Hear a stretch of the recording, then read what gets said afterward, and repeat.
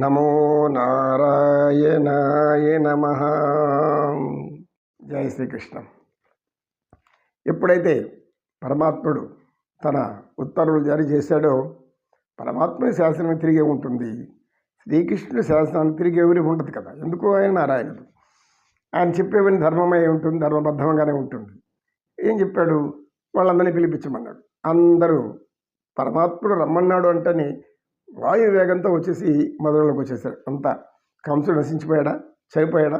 దుర్మార్గుడు నాశనమయ్యాడా? ఇప్పుడు మాకు ఉవ్విళ్ళు ఊరుతుంది మా మనసంతా. మా మనో లోపలంతా కూడా ఉద్వేగంతో ఉంది. కళ్ళ నుంచి నీళ్లు పొంగుకొస్తుంది. ఎప్పుడు ఆ పరమాత్మని చూస్తాను, శ్రీకృష్ణ పరమాత్మని నేను ఎప్పుడు చూడాలి మేమంతా కూడా అని తపిస్తూ ఉన్నాము. మేము ఈ యొక్క యదుకులాన్ని ఉద్ధరించడానికి పుట్టినటువంటి ఆ పరమాత్ముని దర్శనం చేసుకోవాలి, మాకు కూడా కోరికగా ఉంది అని అందరూ వచ్చేసారు. అందరు రాగానే ఈ యొక్క ఉగ్రసేన మహారాజు ఏం చేశాడు? వారి పూర్వ నివాసాలన్నీ కూడా వాళ్ళకి అలాగే ఇప్పించేశాడు. అంతేకాకుండా వాళ్ళకి ధన కనక వస్తువు వాహనాలు ఏమేమి సమకూర్చారు అన్నీ సమకూరాయి. వాళ్ళందరూ కూడా వృద్ధులు, యువకులు, అనేక మంది పిల్లలు వాళ్ళంతా ఉన్నారు. భార్యాభర్తలు అనేక మంది ఉన్నారు. స్త్రీలు అందరూ కూడా వాళ్ళంతా కూడా ఇప్పుడు ఆ సంపదలు వాళ్ళ నివాసాలన్నీ ఇచ్చినా కానీ వాళ్ళు ఇప్పుడు వాళ్ళ తపన ఏముంది? వాళ్ళ అంతరాత్మ ఏం తపిస్తుంది? హృదయం కొట్టుకుంటూ ఉంది, వేగంగా కొట్టుకుంటుంది. ఎప్పుడెప్పుడు పరమాత్మను దర్శించగలుగుతాము? ఆ దివ్యమోహన సౌందర్యాన్ని ఎప్పుడు చూడగలుగుతాను? మదన మోహన తేజో వికాసమైనటువంటి భూ సృష్టి అంతా కూడా తనలో నింపుకున్నటువంటి పరమాత్ముడి యొక్క తేజో రూపాన్ని, ఆ యొక్క ఆనంద రూపాన్ని, సన్మోహన రూపాన్ని, ఎప్పుడు చిరునవ్వు ఆ యొక్క కృష్ణుని యొక్క ముఖారవిందాన్ని చూసి తరించాలని వాళ్ళంతా ఆనందిస్తూ అందరూ వచ్చారు. అప్పుడు ఉగ్రసేనుడు ఏం చేశాడంటే, ఎలారా పరమాత్మ ఇప్పుడు కాసేపు శారదేవుడు ఉన్నాడు, ఆయన అన్ని కార్యక్రమం ఉంచుకొని సభకు వస్తారు, అందరూ సభలో కూర్చోండి అని చెప్పి కూర్చోబెట్టారు. పరమాత్ముడు అడుగు పెడతానే బలరామకృష్ణులు ఇద్దరు కూడా ఎక్కడ లేని ఆనందం అయిపోయింది. అందరూ పైకి లేచి జై రామకృష్ణులకు, జై జై రామకృష్ణులకు అని తప్పట్లు, ఈ కలతాళ ధ్వనులు మారుమోగిపోయాయి. ఒకటే కీర్తిస్తున్నారు, పరమాత్మను స్తుతిస్తున్నారు, స్తోతిస్తున్నారు. అనేక విధాలుగా నారాయణ పరమాత్మ నిన్ను చూసి ఇప్పుడు మా జన్మలు ధన్యమైపోయాయి, మాకు ఇంక ఏమీ అవసరం లేదు, మేమంతా కూడా ఇప్పుడు సర్వసంతృప్తితో ఉన్నాం. సర్వసంతృప్తి, మామూలు సంతృప్తి కాదు. సర్వసంతృప్తి అంటే అసంతృప్తికి దేని మీద ఉండదు అని. ఏ విషయం మీద కూడా అసంతృప్తి అనేది ఉండదు. సర్వ విషయాల మీద సంతృప్తిగా ఉన్నాం. ఎందుకు? ఆ యొక్క దివ్యమోహన సౌందర్యాన్ని చూసి. లలాటాన కస్తూరి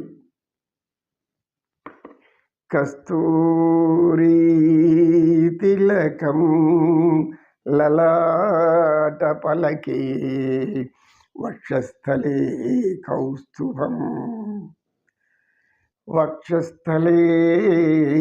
కౌస్తుభం నాసాగ్రే నవమౌక్తికం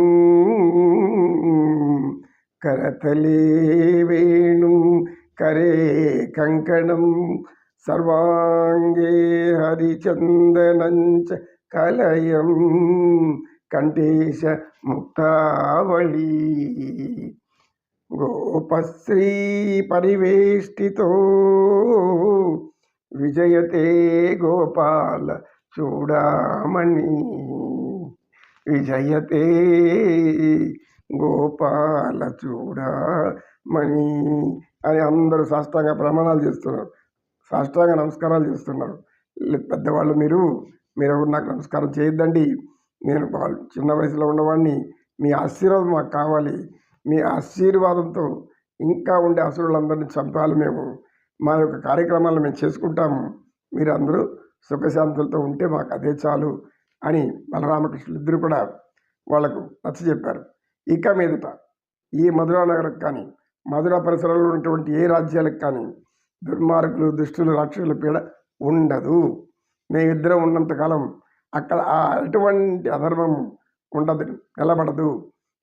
అధర్మం పారిపోవలసిందే భయపడి, ధర్మం మాత్రమే ఇక్కడ ధర్మదేవత వచ్చి కూర్చోవలసిందే ఆమె ఈ పీఠం మీద అని శ్రీకృష్ణుడు హామీ ఇచ్చారు.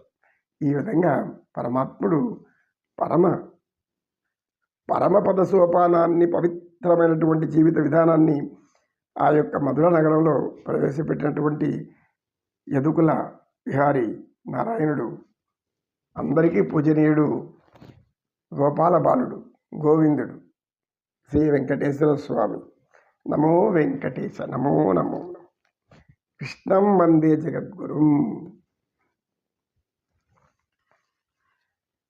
నిదురలెండి మధురవాసులారా, పరమాత్ముడు వచ్చేను. పలుకరండి చెలులారా గోవిందనామాలను. పలుకరండి సకులారా గోవిందనామాలను. యదువంశతిలకుడే ఎదనున్న దేవుడని, యదువంశతిలకుడే ఎదనున్న దేవుడని. కదలిరండి రమణులారా కన్నయ్య సేవకు. మధురవాసులారా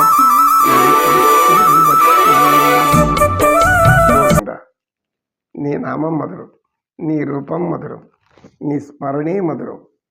మధురాతి మధురమైన మధురాధిపతి అఖిలం మధురం. గోవింద. కృష్ణం వందే జగద్గురు.